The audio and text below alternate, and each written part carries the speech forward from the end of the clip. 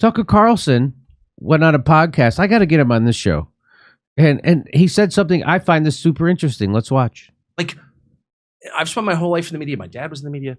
Like, that is a big part of the revelation that's changed my life is the media are part of the control apparatus. Like, there's no, yeah, I know. Cause you're younger and smarter and you're like, yeah. But what if you're me and you spent your whole life in that world and to look around and all of a sudden you're like, oh, wow. Not only are they part of the problem, but I spent most of my life being part of the problem, defending the Iraq war. Like, I actually did that. Can you imagine if you did that? Well, what do you think? What is one of your biggest regrets in your career? Oh, defending the Iraq war. That is it? Well, I've had a million regrets. Not being more skeptical, calling people names when I should have listened to what they were saying. Look, when someone makes a claim, there's only one question that's important at the very beginning, which is the claim true or not? So I say, you committed murder or you rigged the last election. Before you attack me as a crazy person for saying that, maybe you should explain whether you did it or not. You know what I mean? Yeah. And for too long, I participated in the culture where I was like, anyone who thinks outside these pre-prescribed lanes is crazy, is a conspiracy theorist. And I just really regret that. I'm ashamed that I did that. And so he's describing what Chomsky described in manufacturing consent, that you can have a rigorous debate, but it's got to be inside these two parameters. And he's talking about when someone went outside those parameters, he called him a conspiracy theorist and a crazy. Lord Overton's window. And partly it was age, partly it was the world that I grew up in. So when you look at me and you're like, yeah, of course they're part of the means of control. I'm like, that's obvious to you because you're 28, but I just didn't see it at all. And I'm ashamed of that. Isn't that what the media tries to do, though?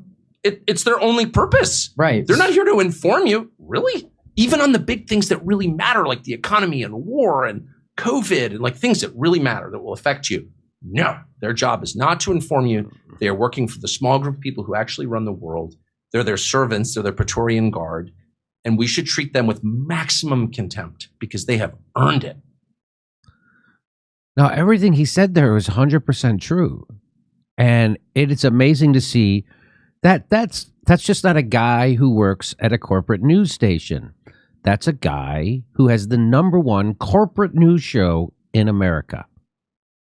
That more Democrats watch in the demo, watch Tucker Carlson than watch MSNBC. So that's a big deal that he's come to this realization. That's a huge realization. And that's why I think he's allowed. I think I'm not allowed. I think that's why he's able to do the best reporting on Syria, do the best reporting on Ukraine. I mean, he's wiping the floor with everybody else on that. And that's because he's going against the biggest narrative, the war narrative. You can't go against that. He also went against the COVID narrative. And now he sees, according to his own words, that the media is part of the control apparatus of the oligarchs. And they're not there to inform you. Just like Chomsky said, they're there to manufacture consent for what the oligarchy who pays them wants them to manufacture consent for. And that's why he's catching so much hell and hate. It's because he's going against the war narrative, for one, and he went against the COVID narrative. But they had already gotten rid of his advertisers, right? So now the only people left advertising on his shows is Mike the Pillow Guy and catheter commercials and things like that. I don't think he gets any big pharma funding or anything like that. I don't watch the news anymore, so I don't know. But and that's why he can tell the truth, because they already got rid of his advertisers. So that is, I think, like, it's exciting to me that, can you imagine if Rachel Maddow was saying that, or Anderson Cooper was saying that, or just someone you know personally had the balls to say that? Just anyone you know personally that was a Branch Covidian or a whatever. Yeah, would even have the guts balls of a Tucker Carlson, right, what he just said. Because I can't find any fault with what he's saying. His profession and the company he works for are not there to inform you. He's telling you straight out. Again, he's not some backbencher. He's not some weekend fill-in host.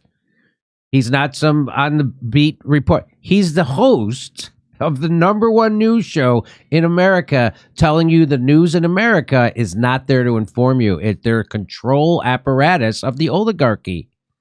There to manufacture consent, confirming what Noam Chomsky said and Ed Herman said in their book, Manufacturing Consent. It's amazing. Most of the people in my life don't know this. Most of the people who think they know about politics still think when they read the New York Times or the Washington Post or watch CNN or NBC News or Fox News, they think they're getting the truth. And they think one news station they think Fox News is worse than MSNBC or CNN after 4 years because they believed in Russiagate. Like, that's why, because they believe Russiagate. It's like listening to a Crip tell you why a blood is evil. Yes. Are they bad? Are they the problem? Not you, the Crips? No, Rachel Maddow gives me information. She gives you false information. She's lying right now about the Ukraine war at the top of her lungs, and she's smearing peace activists. There's no bigger crime than that. 100,000 Ukrainian soldiers are already dead.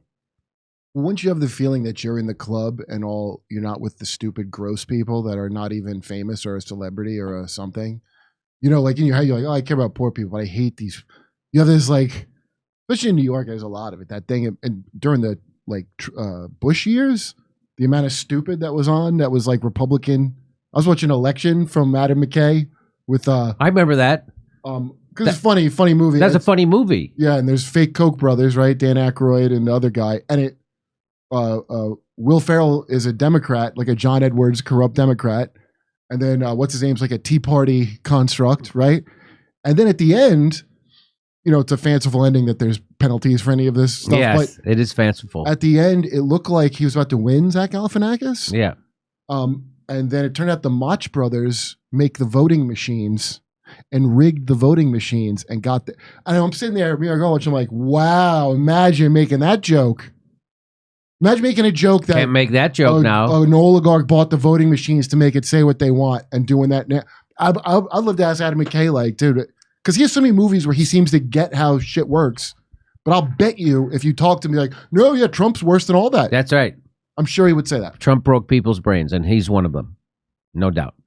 So Goldman Sachs is good when It's they're good when it's for the Democrats. Yeah. And war is good when it's the Democrats. Go to jimmydore.com to see my new stand-up special, COVID Lies Are Funny. For only $10, you get to become a premium member, too. And come see us do our live shows. We're going to be doing stand-up comedy in Milwaukee, Nashville, Honolulu, Los Angeles, Northampton, Massachusetts, Syracuse, New York, Cohoes, New York, Hartford, Connecticut, Baltimore, Maryland, and more. Go to jimmydore.com for a link for all those tickets.